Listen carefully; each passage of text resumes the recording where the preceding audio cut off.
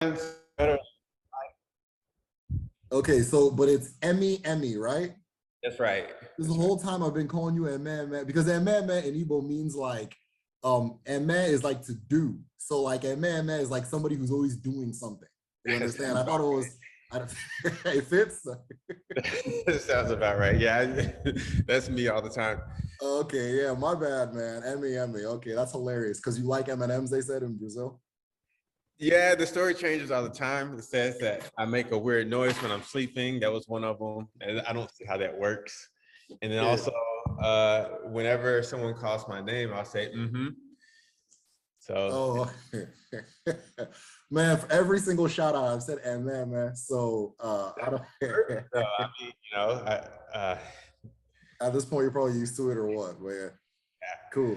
All right, man. I'm here with Eme Eme, teacher in Capoeira. So, before anything, I kind of want to ask you, what is your story and how did you arrive to where you're at as far as the art that you practice?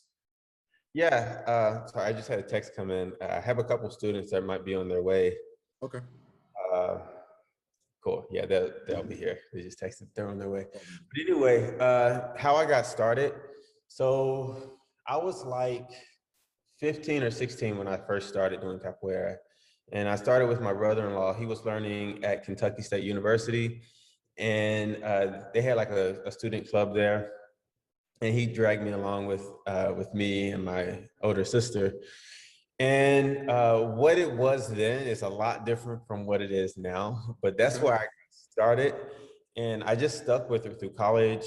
And then when I came to Nashville, a couple years after being in Nashville, I started teaching here and have just been growing since then. My Capoeira Maestre, so this is, who I met in, he says it was 2004. I'm pretty sure it was 2002, but whatever. Uh, I met him. He's from Salvador, Brazil, and he brought like a really traditional, fun version of the art form and kind of exposed us to that. And it was one of those things where we would just kind of meet in someone's backyard and train for hours on end. He'd sit eating fruit, and we'd just be in the sun kicking and doing our thing. Cool. Yeah. And from there, started doing capoeira, going back and forth between here and Brazil, and just trying to learn as much as I can, falling in love with it. Cool. What's Brazil like? Uh, I say Brazil, and you can probably speak to this for Africa, but Brazil has a lot of solutions to some of the problems we have here in the US, but then we in the US have a lot of solutions to Yeah. problems in Brazil. And I kind of see that. I see certain aspects of like how we do things day to day, where we can be a little more insular than we need to be and cut ourselves off from our peers. Whereas there, I don't feel like that's the case. We're physically closer, like in Salvador, we're physically closer, but at the same time, it kind of forces us to deal with each other. Yeah. Where here, we drive in separate vehicles, we're separated from each other all the time, and it creates two different ways of living. So I No, would say that's different. something I always try to explain to people in Nigeria is that you can be in the US and not talk to somebody for 2 weeks straight. And they don't understand that, it's like my family at home, they don't understand that particular thing because every day in Nigeria, everybody's just, your family's all there and things like that. You go outside, you greet everybody that you see for the Yeah. most part, unless you're like in the city or something, stuff like that. So well, that's really interesting. So you're going to Brazil, you start in America, you start Mhm. going to Brazil and learning and really delving further into capoeira and things like that. So what things did you learn? Because one thing I know about you is that, I mean, obviously it's how we know each other. We're both we're both fans of learning. We both enjoy the process of learning and going into concepts. So I'm curious as to how that the learning aspect was a part of your story as well. Yeah. So the learning I was always in, like, I guess when I was doing capoeira, I was always in school. Like when I started, I was doing school stuff. And when I started, I would like write these little papers for my English class or whatever about capoeira. And they were like, oh, this is weird. We don't know what you're doing. We don't know what you're talking about. But the thing about it was that everything I was learning was completely different from anything that I was being exposed to in school. So I was super excited about that. And the learning was, it started out as, okay, how can you do this move? Um, can I learn to do a back bend? Can I learn to do these like really simple things? And then it starts to change to, can I deal with certain situations, whether they be life situations or just like, things that are happening where you're in this circle and you're doing your moves and someone else they're kicking at you and stuff like that. How do you deal with this other person? So that carried over a lot. And the way I was being, taught to think about this ended up in fact affecting how I approach learning and all kinds of things. And then in capoeira, we talk a lot about, well, we have a lot of things that we talk about that relate somehow to like this notion of energy. And I think the Yoruba word for it is ashe. So we have that word in Brazil as well, ashe.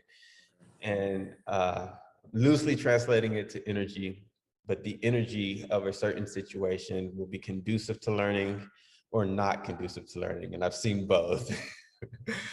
So. Gotcha. Interesting. So there was something that you shared when we were talking in the Ordinary group study, and you had said you had started kind of introducing us to the the philosophy of capoeira. You understand how you can take it in abstract and apply it to life. So before we kind of get into that, I kind of wanted to ask you, just for somebody who's never seen capoeira before, what is it? What is the history of capoeira and what makes it unique to other fighting styles? Because that's one of the first things you pick up is how unique it looks. You understand? So I just kind of, if you wanted to go into that before we go to the philosophy of it. Yeah, so capoeira it's an art form, comes from Brazil. They say that it was born in Brazil, it got pregnant in Africa. It's just a saying. Yeah. But this idea that, we have wrestling styles and dance styles all over West Africa, everything from southern part of Angola all the way up through Senegal. And these people they get wrapped up in the transatlantic slave trade and they find themselves in Brazil. And to deal with their situation, they take pieces of everything that they know. They can't bring luggage over, but they can bring everything that they remember. So they take that, they combine it together. And those tools are going to be used for a specific goal, which is escaping slavery. So you're going to leverage everything you have. So if you know how to do certain kicks, you're going to figure out how to use that kick. Certain dance, you're going to figure out how to use that dance to get free from slavery. So the legend has it that people were dancing and then disguising their training movements as dance movements. And that allowed them to spread, here's how you do this kick, here's how you set up this thing.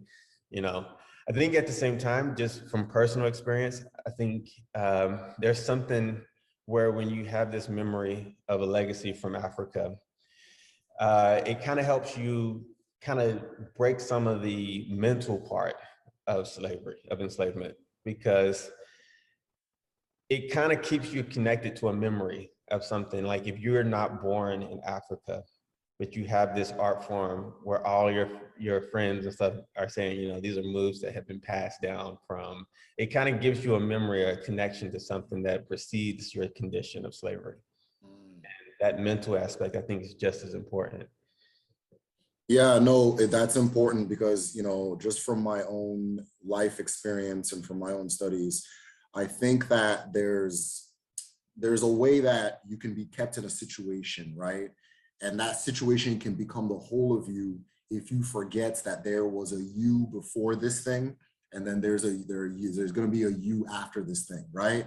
Once you kind of understand that, it makes the immediate circumstance, at least it has for me, and at least it has in my own studies for our ancestors, it makes the immediate circumstance not as daunting on the individual. You understand?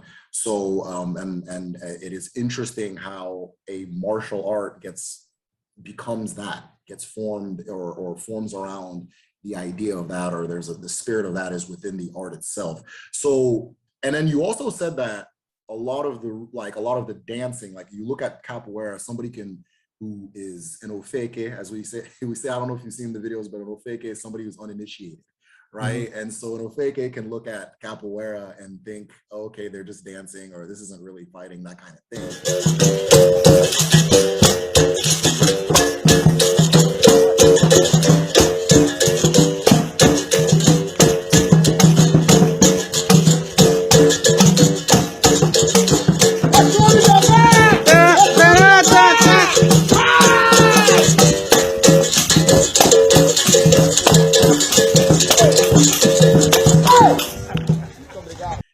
then all of a sudden this kick lands on you and you yeah.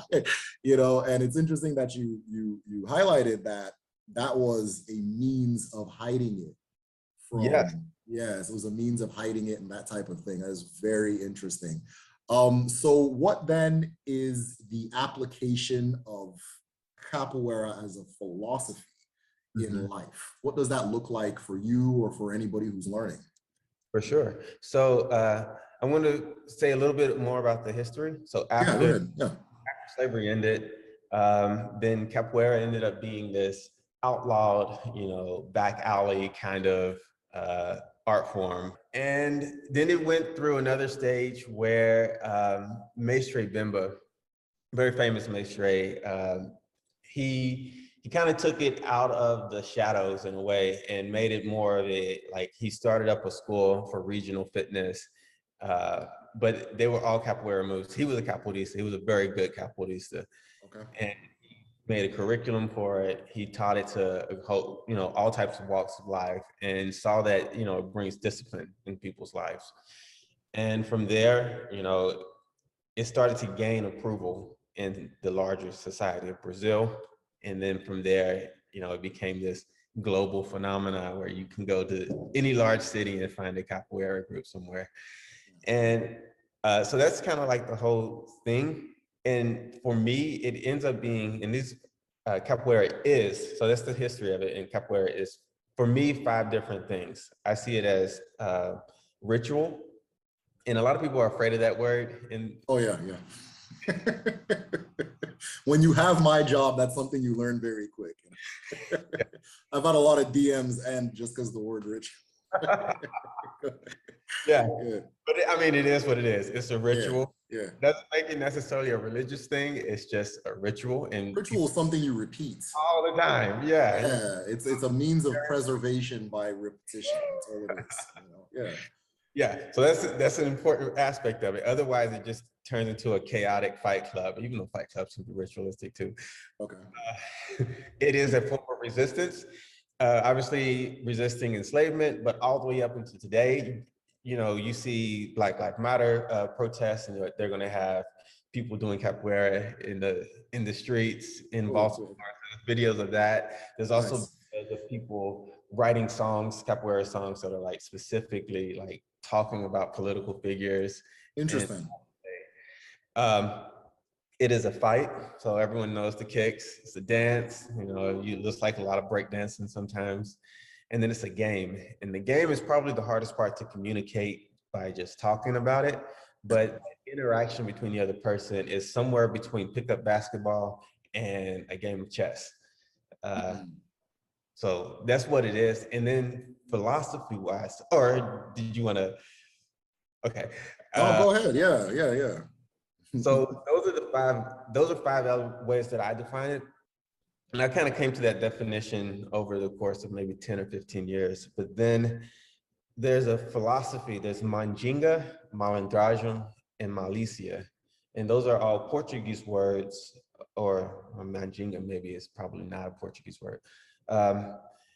Mandinga is kind of like the magic. I would imagine that kind of being like the Ikinga in a way. Okay.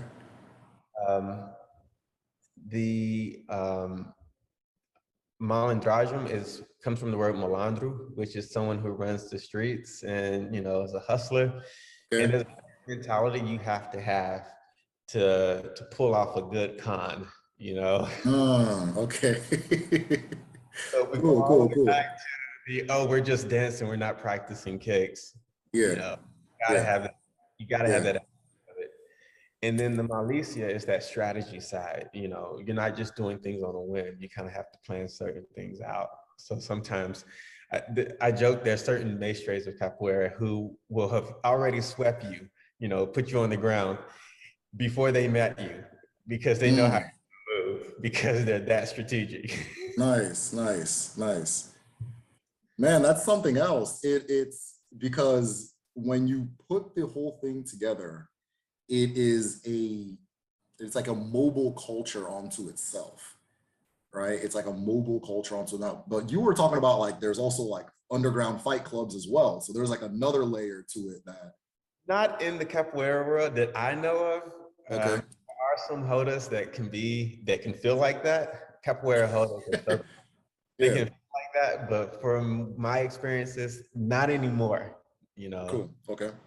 but an interesting movie to watch would be Madame Satan. That has a little bit of capoeira in the background. That's kind of talking about that era where it was criminalized. Okay, okay, okay. So now that it's, of course, I think you had said that too, it's decriminalized now. And of course, it's now this big global phenomenon. I have a good friend at the park by my place who practices every weekend. You can go there, he's there. I ask him questions every now and then. So a lot of the concepts that you're sharing with me, I had heard about and things like that. You're reminding me of things he may have said and things like that. So that's really interesting. I wanted to ask you, so then through this journey, how then do you become a teacher, or how did you arrive at the point that you're at as far as having the school and, or not, I mean, I think you're a part of the school, let me say, and teaching students and so forth. All of it was on accident. Okay. uh, yeah, one of my students just walked in. He's Cool, laughing cool. right now. He's in the background laughing. Yeah, I just wanted to hang out with the big kids. You know, I was a 15-year-old and they were in college, so they're doing all the cool stuff. And, you know, and then they move on and now I want to train capoeira. So I'm just like, okay, I need to teach some people so I have somebody to train with, which is like the first Funny. Okay, cool.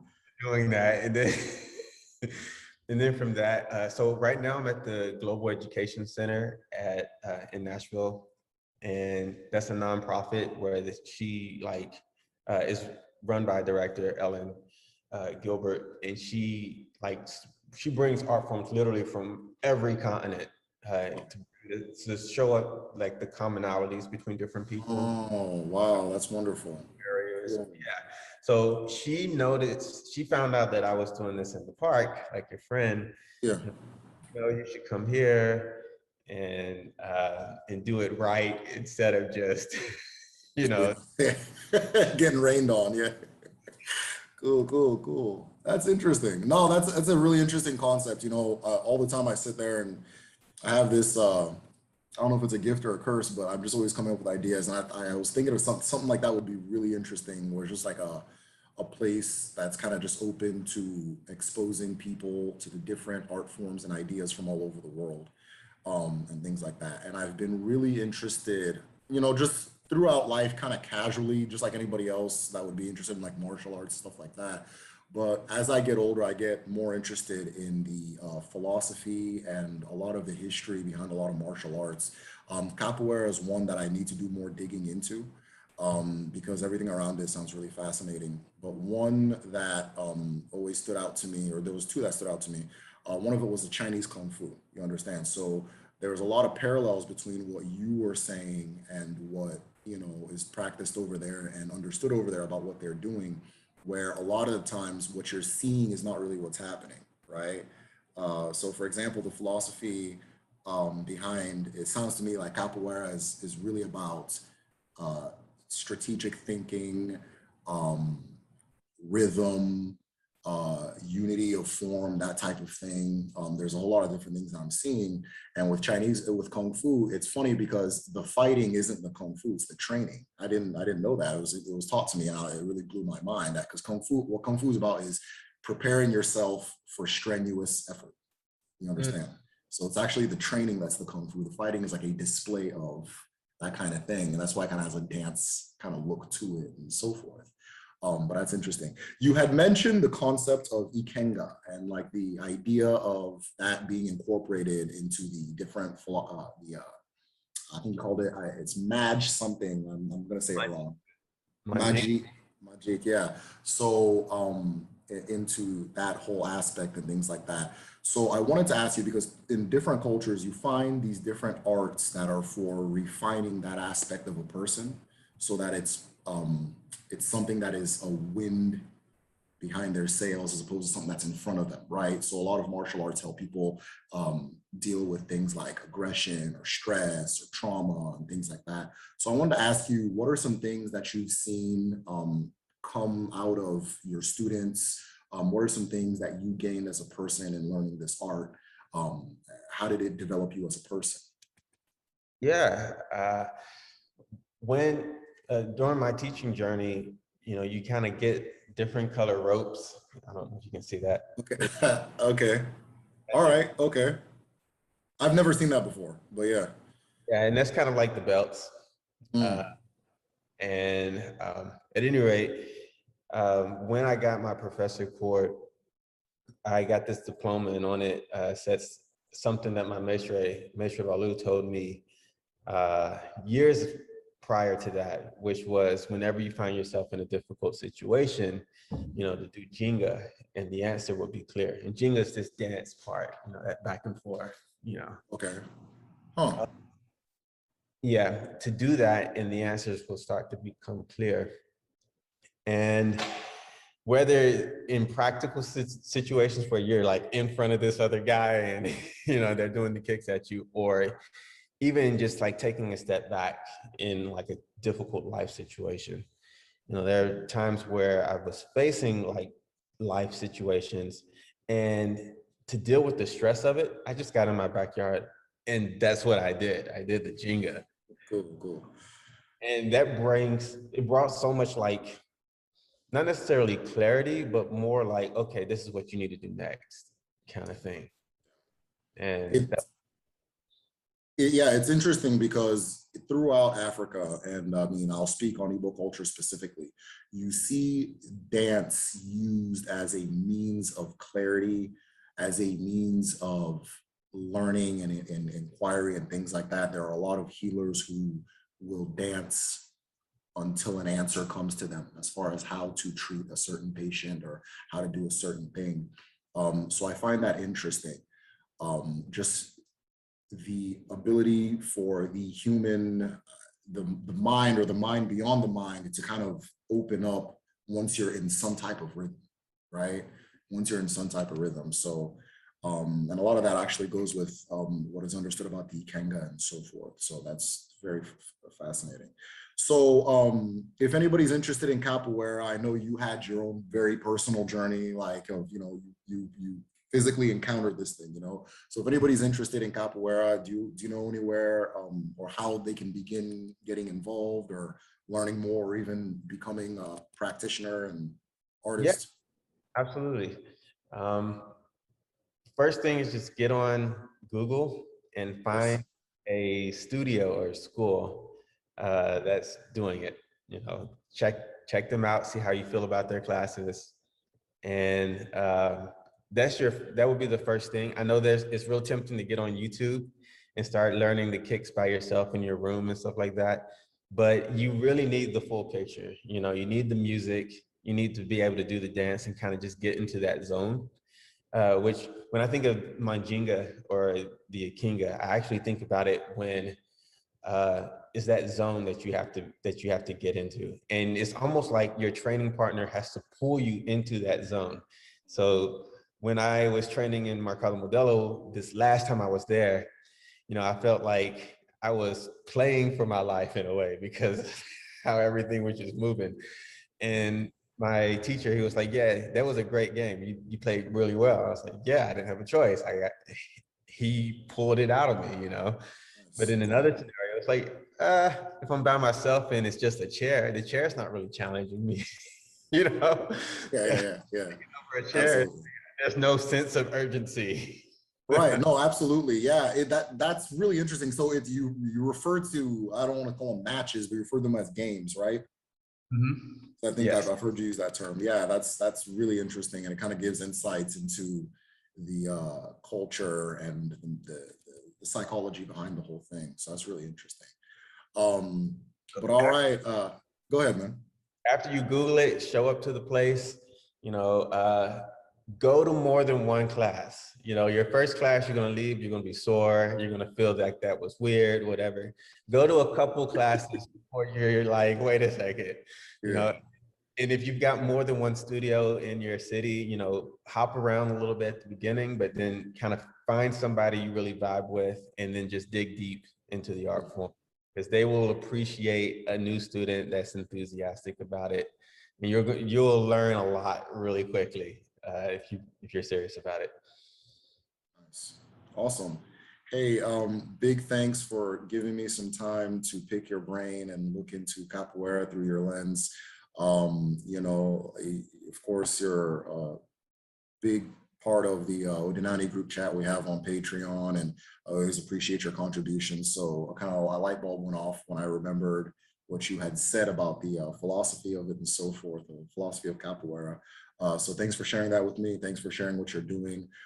Continue doing what you're doing as well. I want to give you Aji, virtual Aji, as a means.